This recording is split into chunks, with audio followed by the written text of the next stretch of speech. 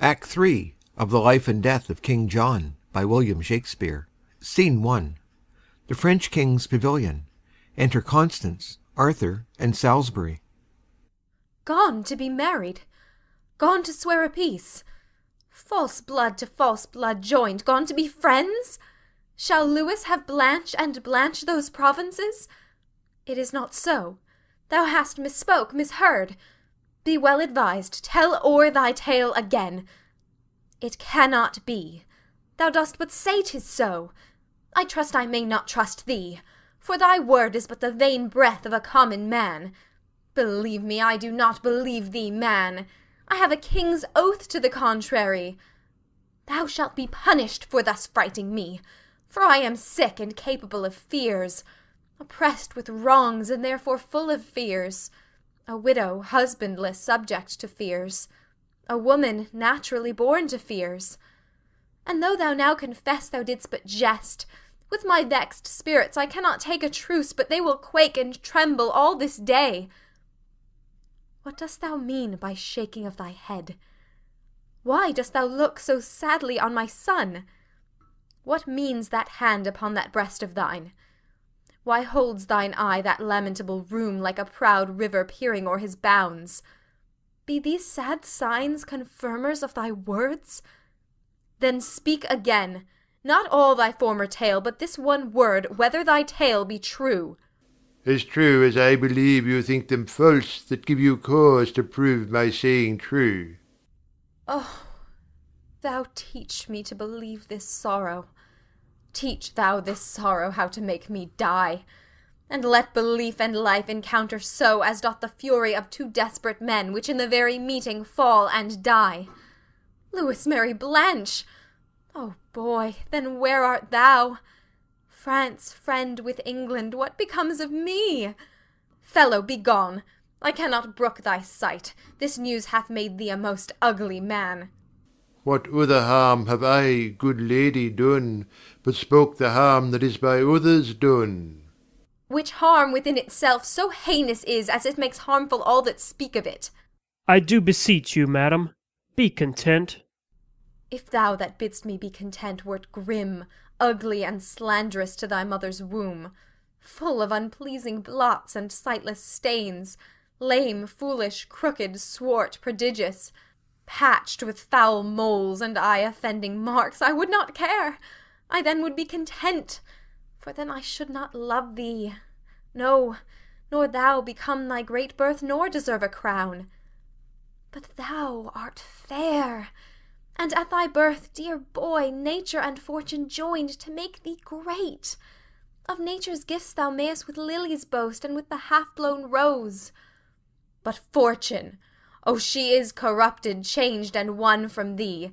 She adulterates hourly with thine uncle John, and with her golden hand hath plucked on France to tread down fair respect of sovereignty, and made his majesty the bawd to theirs.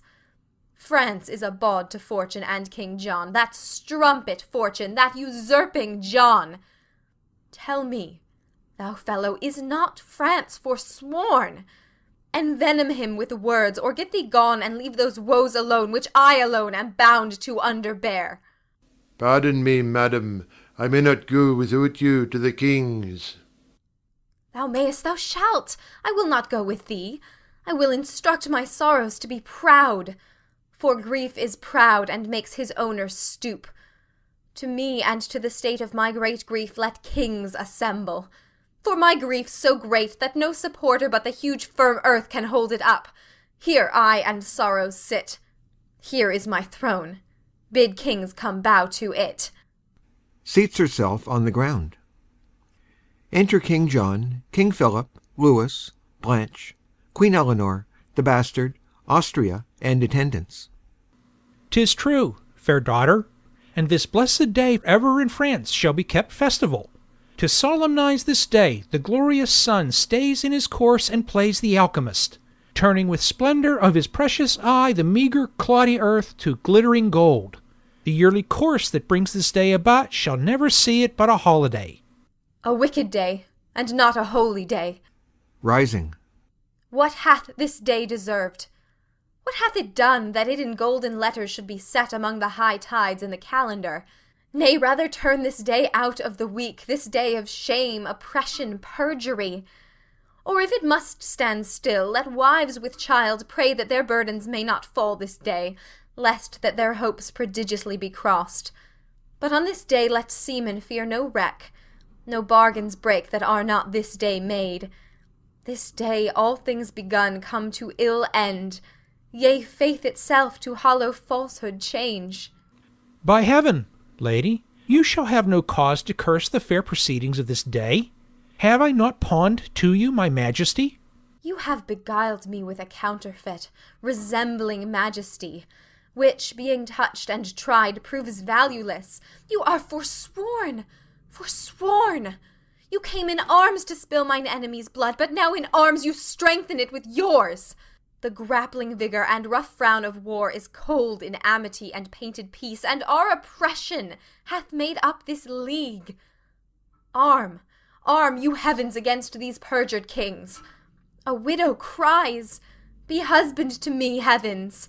Let not the hours of this ungodly day wear out the day in peace, but ere sunset set armed discord twixt these perjured kings. Hear me, oh, hear me. Lady Constance, peace. War! War, no peace! Peace is to me a war. O Limoges, O Austria, thou dost shame that bloody spoil. Thou slave, thou wretch, thou coward, thou little valiant, great in villainy, thou ever strong upon the stronger side, thou fortune's champion that dost never fight but when her humorous ladyship is by to teach thee safety. Thou art perjured too, and soothest up greatness. What a fool art thou! A ramping fool to brag and stamp and swear upon my party. Thou cold-blooded slave, hast thou not spoke like thunder on my side, been sworn my soldier, bidding me depend upon thy stars, thy fortune, and thy strength, and dost thou now fall over to my foes? Thou wear a lion's hide? Doff it for shame, and hang a calf's skin on those recreant limbs. Oh, that a man should speak these words to me. And hang a calf's skin on those recreant limbs. Thou darest not say so, villain, for thy life. And hang a calf's skin on those recreant limbs. We like not this. Thou dost forget thyself. Enter Cardinal Pandolf. Here comes the holy legate of the Pope. Hail you, anointed deputies of heaven. To thee, King John, my holy errand is. I, Pandolf of fair Milan, Cardinal, and from Pope Innocent the legate here, do in his name religiously demand why thou against the Church, our holy mother, so wilfully dost spurn and force perforce keep Stephen Langton, chosen Archbishop of Canterbury, from that holy see? This, in our forced Holy Father's name, Pope Innocent, I do demand of thee. What earthly name to interrogatories can task the free breath of a sacred king?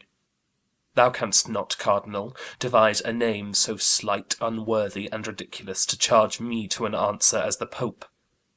Tell him this tale, and from the mouth of England add thus much more, that no Italian priest shall tithe or toll in our dominions, but as we, under heaven, our supreme head, so under him that great supremacy where we do reign, we will alone uphold without the assistance of a mortal hand. So tell the Pope. All reverence set apart to him and his usurped authority. Brother of England, you blaspheme in this. Though you and all the kings of Christendom are led so grossly by this meddling priest, dreading the curse that money may buy out, and by the merit of vile gold, dross, dust, purchase corrupted pardon of a man, who in that sale sells pardon from himself, though you and all the rest so grossly led, this juggling witchcraft with revenue cherish, yet I alone do me oppose against the Pope, and count his friends my foes.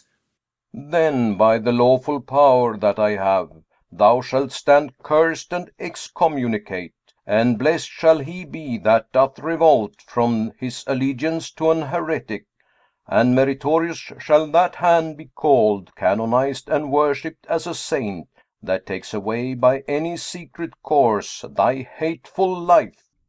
Oh, lawful let it be that I have room with Rome to curse a while. Good Father Cardinal, cry thou amen to my keen curses, for without my wrong there is no tongue hath power to curse him right. There's law and warrant, lady, for my curse. And for mine too. When law can do no right, let it be lawful that law bar no wrong. Law cannot give my child his kingdom here, for he that holds his kingdom holds the law. Therefore, since law itself is perfect wrong, how can the law forbid my tongue to curse? Philip of France, on peril of a curse, let go the hand of that arch-heretic, and raise the power of France upon his head, unless he do submit himself to Rome. Look'st thou pale, France? Do not let go thy hand. Look to that, devil, lest that France repent, and by disjoining hands hell lose a soul. King Philip, listen to the cardinal. And hang a calf's skin on his recreant limbs. Well, ruffian, I must pocket up these wrongs, because your breeches best may carry them. Philip, what sayest thou to the cardinal? What should he say but as the cardinal? Bethink you, father, for the difference is purchase of a heavy curse from Rome, or the light loss of England for a friend. Forgo the easier. That's the curse of Rome. O Lewis, stand fast. The devil tempts thee here in likeness of a new untrimmed bride. The Lady Constance speaks not from her faith, but from her need. Oh, if thou grant my need, which only lives but by the death of faith, that need must needs infer this principle, that faith would live again by death of need. Oh, then tread down my need, and faith mounts up. Keep my need up, and faith is trodden down. The king is moved, and answers not to this. Oh, be removed from him, and answer well. Do so, King Philip. Hang no more in doubt. Oh, hang nothing but a calf's skin, most sweet lout. I am perplexed, and know not what to say. What canst thou say, but will perplex thee more, if thou stand excommunicate and cursed? Good Reverend Father, make my person yours, and tell me how you would bestow yourself. This royal hand and mine are newly knit, and the conjunction of our inward souls married in league, coupled and linked together with all religious strength of sacred vows. The latest breath that gave the sound of words was deep sworn faith, peace, amity, true love between our kingdoms and our royal selves, and even before this truce, but new before, no longer than we well could wash our hands to clap this royal bargain up of peace, heaven knows, they were besmeared and overstained with slaughter's pencil, where revenge did paint the fearful difference of incensed kings. And shall these hands, so lately purged of blood, so newly joined in love, so strong in both, unyoke this seizure and this kind regret? Play fast and loose with faith, so jest with heaven, make such unconstant children of ourselves, as now again to snatch our palm from palm, unswear faith sworn, and on the marriage bed of smiling peace to march a bloody host, and make a riot on the gentle brow of truth's sincerity? Oh, holy sir, my reverend father, let it not be so. Out of your grace, devise, ordain, impose some gentle order, and then we shall be blessed to do your pleasure and continue friends. All form is formless, order orderless. Say what is opposite to England's love. Therefore, to arms! Be champion of our church, or let the church, our mother, breathe her curse, a mother's curse on her revolting son. France, thou mayst hold a serpent by the tongue, a chafed lion by the mortal paw, a fasting tiger safer by the tooth, then keep in peace that hand which thou dost hold. I may disjoin my hand, but not my faith. So makest thou faith an enemy to faith, and like a civil war sett'st oath to oath, thy tongue against thy tongue. Oh, let thy vow, first made to heaven, first be to heaven performed, that is, to be the champion of our church. What since thou sworest is sworn against thyself, and may not be performed by thyself. For that which thou hast sworn to do amiss is not amiss when it is truly done. And being not done, where doing tends to ill, the truth is then most done not doing it. The better act of purpose is mistook, is to mistake again, though indirect, yet indirection thereby grows direct, and falsehood falsehood cures, as fire cools fire within the scorched veins of one nude burned. It is religion that doth make vows kept, but thou hast sworn against religion. By what thou swearest against the thing thou swearest, and makest an oath the surety of thy truth against an oath. The truth thou art unsure to swear, swears only not to be forsworn. Else what a mockery should it be to swear. But thou dost swear only to be forsworn, and most forsworn to keep what thou dost swear.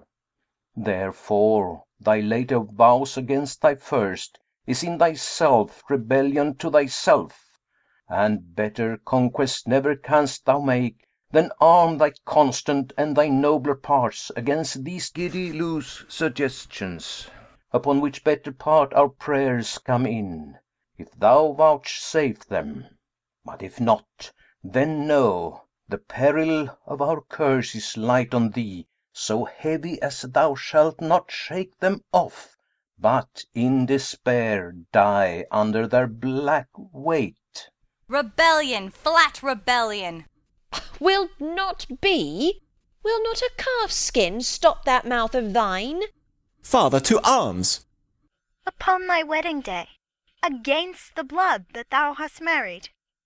What, shall our feast be kept with slaughtered men?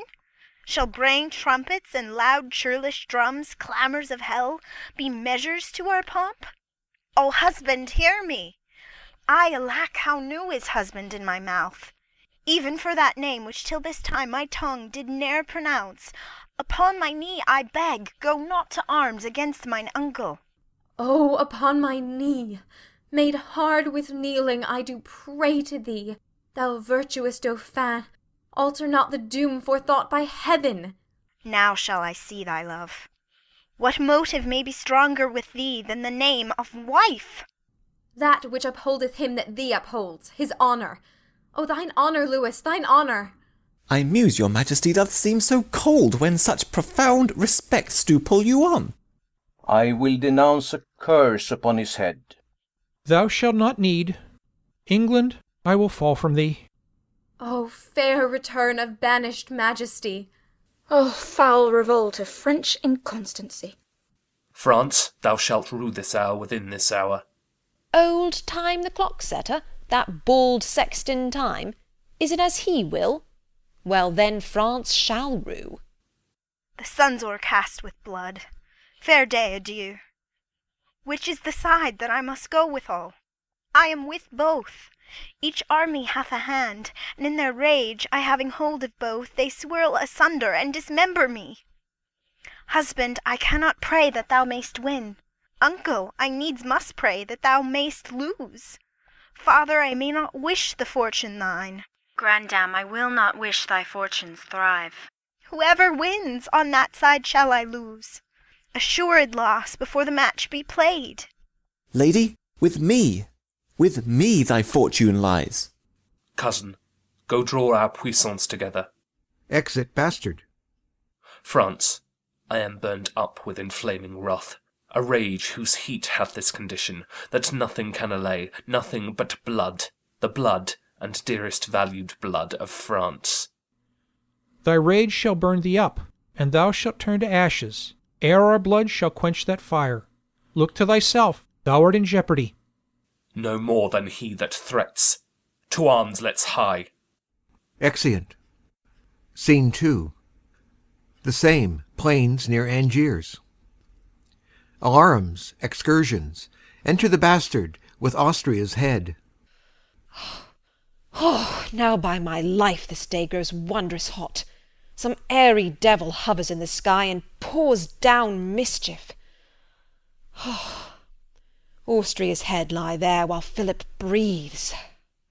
Enter King John, Arthur, and Hubert. Hubert, keep this boy. Philip, make up. My mother is assailed in our tent, and ta'en, I fear. My lord, I rescued her. Her highness is in safety, fear you not. But on, my liege, for very little pains will bring this labour to an happy end. Exeunt. Scene 3. The same. Alarums, excursions, retreat. Enter King John, Queen Eleanor, Arthur, the Bastard, Hubert, and lords. King John, to Queen Eleanor. So shall it be. Your grace shall stay behind, so strongly guarded. To Arthur. Cousin, look not sad. Thy grandam loves thee, and thy uncle will as dear be to thee as thy father was. Oh, this will make my mother die with grief. To the Bastard. Cousin, away for England, haste before, and ere our coming see thou shake the bags of hoarding abbots, imprisoned angels set at liberty. The fat ribs of peace must by the hungry now be fed upon. Use our commission in his utmost force. Bell, book, and candle shall not drive me back, when gold and silver becks me to come on. I leave your highness. Grandam, I will pray, if ever I remember to be holy, for your fair safety. So I kiss your hand. Farewell, gentle cousin. Cos, farewell. Exit the Bastard. Come hither, little kinsman. Hark, a word. Come hither, Hubert. O my gentle Hubert, we owe thee much. Within this wall of flesh there is a soul counts thee her creditor, and with advantage means to pay thy love. And my good friend, thy voluntary oath lives in this bosom, dearly cherished. Give me thy hand. I had a thing to say, but I will fit it with some better time. By heaven, Hubert, I am almost ashamed to say what good respect I have of thee. I am much bounden to your majesty. Good friend, thou hast no cause to say so yet, but thou shalt have. And creep time ne'er so slow, yet it shall come from me to do thee good.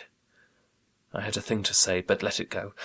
The sun is in the heaven, and the proud day, attended with the pleasures of the world, is all too wanton and too full of gauds to give me audience. If the midnight bell did with his iron tongue and brazen mouth sound on into the drowsy race of night, if this same were a churchyard where we stand, and thou possessed with 1,000 wrongs, or if that surly spirit, melancholy, had baked thy blood and made it heavy thick, which else runs tickling up and down the veins, making that idiot laughter keep men's eyes and strain their cheeks to idle merriment, a passion hateful to my purposes, or if that thou couldst see me without eyes, hear me without thine ears, and make reply without a tongue, using conceit alone, without eyes, ears, and harmful sounds of words, then, in despite of brooded watchful day, I would into thy bosom pour my thoughts. But I will not. Yet I love thee well, and by my troth I think thou lovest me well. So well, that what you bid me undertake, though that my death were adjunct to my act, by heaven I would do it. Do not I know thou wouldst? Good Hubert, Hubert, Hubert, throw thine eye on yon young boy. I'll tell thee what, my friend. He is a very serpent in my way, and wheresoe'er this foot of mine doth tread, he lies before me. Dost thou understand me? Thou art his keeper. And I'll keep him so, that he shall not offend your majesty. Death. My lord? A grave. He shall not live. Enough. I could be merry now. Hubert, I love thee. Well, I'll not say what I intend for thee. Remember. Madam, fare you well. I'll send those powers o'er to your majesty. My blessing go with thee. For England, cousin, go. Hubert shall be your man. Attend on you with all true duty. On, toward Calais, ho! Exeunt. Scene 4. The same, King Philip's tent.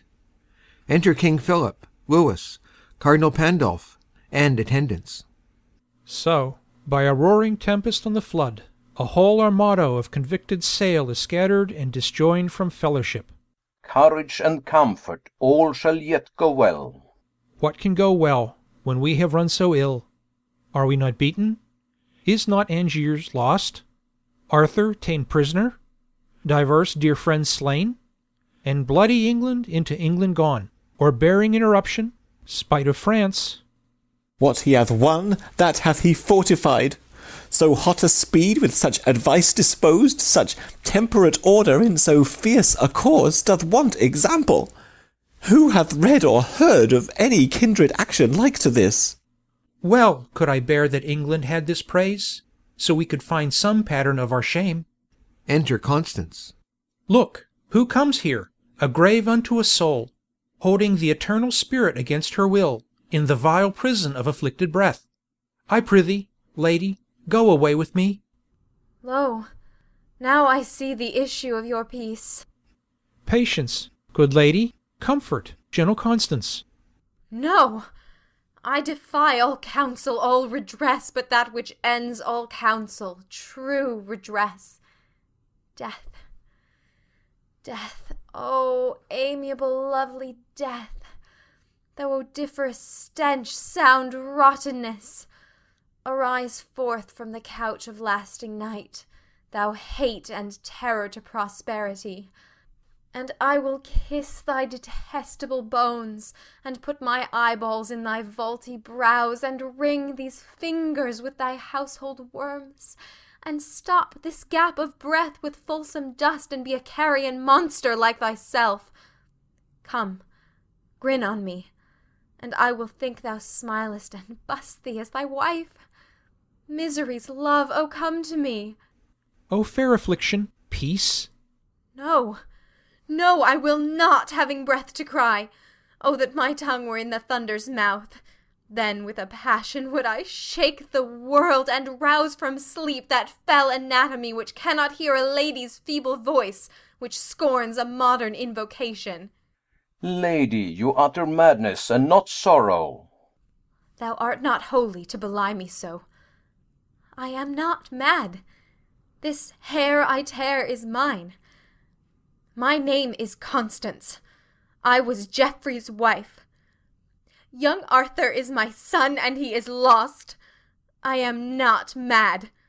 I would to heaven I were. For then 'tis like I should forget myself. Oh, if I could, what grief should I forget? Preach some philosophy to make me mad, and thou shalt be canonized, Cardinal, for being not mad, but sensible of grief. My reasonable part produces reason how I may be delivered of these woes, and teaches me to kill or hang myself. If I were mad, I should forget my son, or madly think a babe of clouts were he. I am not mad. Too well I feel the different plague of each calamity. Bind up those tresses. Oh, what love I note in the fair multitude of those her hairs! Where but by chance a silver drop hath fallen, even to that drop 10,000 wiry friends do glue themselves in sociable grief, like true, inseparable, faithful loves, sticking together in calamity. To England, if you will. Bind up your hairs. Yes, that I will. And wherefore will I do it? I tore them from their bonds, and cried aloud, oh, that these hands could so redeem my son as they have given these hairs their liberty. But now I envy at their liberty, and will again commit them to their bonds, because my poor child is a prisoner. And, Father Cardinal, I have heard you say that we shall see and know our friends in heaven. If that be true, I shall see my boy again. For since the birth of Cain, the first male child, to him that did but yesterday suspire, there was not such a gracious creature born. But now will canker sorrow eat my bud, and chase the native beauty from his cheek, and he will look as hollow as a ghost, as dim and meagre as an ague's fit, and so he'll die. And rising so again, when I shall meet him in the court of heaven, I shall not know him. Therefore never, never must I behold my pretty Arthur more. You hold too heinous a respect of grief. He talks to me that never had a son. You are as fond of grief as of your child. Grief fills the room up of my absent child, lies in his bed, walks up and down with me, puts on his pretty looks, repeats his words, remembers me of all his gracious parts, stuffs out his vacant garments with his form, then have I reason to be fond of grief? Fare you well. Had you such a loss as I could give better comfort than you do. I will not keep this form upon my head when there is such disorder in my wit. O Lord, my boy, my Arthur, my fair son, my life, my joy, my food, my all the world, my widow comfort and my sorrow's cure. Exit. I fear some outrage, and I'll follow her. Exit. There's nothing in this world can make me joy. Life is as tedious as a twice-told tale vexing the dull ear of a drowsy man. And bitter shame hath spoiled the sweet world's taste, that it yields naught but shame and bitterness. Before the curing of a strong disease, even in the instant of repair and health, the fit is strongest, evils that take leave, on their departure most of all show evil. What have you lost by losing of this day? All days of glory, joy, and happiness. If you had won it, certainly you had. No, when fortune means to men most good, she looks upon them with a threatening eye. 'Tis strange to think how much King John hath lost, in this which he accounts so clearly won. Are not you grieved that Arthur is his prisoner? As heartily as he is glad he hath him. Your mind is all as youthful as your blood. Now hear me speak with a prophetic spirit. For even the breath of what I mean to speak shall blow each dust, each straw, each little rub out of the path which shall directly lead thy foot to England's throne. And therefore mark, John hath seized Arthur, and it cannot be that whilst warm life plays in that infant's veins, the misplaced John should entertain an hour, 1 minute, nay, 1 quiet breath of rest. A sceptre snatched with an unruly hand must be as boisterously maintained as gained. And he that stands upon a slippery place makes nice of no vile hold to stay him up. That John may stand, then Arthur needs must fall. So be it, for it cannot be but so. But what shall I gain by young Arthur's fall? You, in the right of Lady Blanche, your wife, may then make all the claim that Arthur did. And lose it, life and all, as Arthur did. How green you are and fresh in this old world! John lays you plots, the times conspire with you. For he that steeps his safety in true blood shall find but bloody safety and untrue. This act so evilly born shall cool the hearts of all his people and freeze up their zeal, that none so small advantage shall step forth to check his reign, but they will cherish it. No natural exhalation in the sky, no scope of nature, no distempered day, no common wind, no customed event, but they will pluck away his natural cause and call them meteors, prodigies, and signs, abortives, presages, and tongues of heaven, plainly denouncing vengeance upon John. Maybe he will not touch young Arthur's life, but hold himself safe in his imprisonment. Oh, sir, when he shall hear of your approach, if that young Arthur be not gone already, even at that news he dies, and then the hearts of all his people shall revolt from him, and kiss the lips of unacquainted change, and pick strong matter of revolt and wrath out of the bloody fingers' ends of John. Methinks I see this hurly all on foot. And oh, what better matter breeds for you than I have named? The bastard Falconbridge is now in England, ransacking the church, offending charity. If but a dozen French were there in arms, they would be as a call to train 10,000 English to their side, or as a little snow tumbled about, anon becomes a mountain. O noble Dauphin, go with me to the king. 'Tis wonderful what may be wrought out of their discontent, now that their souls are top full of offence. For England go, I will wet on the king. Strong reasons make strong actions. Let us go. If you say aye, the king will not say no. Exeunt. End of Act 3.